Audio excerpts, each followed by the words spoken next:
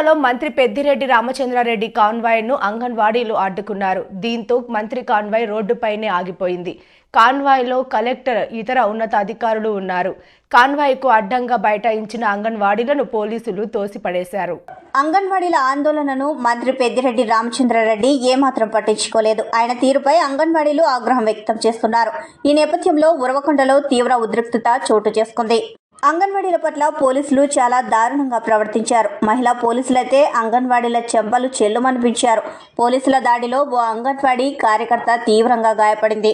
చికిత్స నిమిత్తం కార్యకర్తను ప్రభుత్వ ఆసుపత్రికి తరలించారు. అంగన్వాడీల ఆందోళన నేపథ్యంలో శిబిరం వద్దకు ఉరవకొండ ఎమ్మెల్యే పయ్యావుల కేశవ్ చేరుకున్నారు. పోలీసులు ప్రభుత్వం అనుసరిస్తున్న తీరు పట్ల పయ్యావుల కేశవ్ వద్ద అంగన్వాడీలు ఆవేదన వ్యక్తం చేశారు. తమ పట్ల పోలీసులు దురుసుగా ప్రవర్తిస్తున్నారంటూ కేశవ్ దృష్టికి తీసుకువెళ్లారు.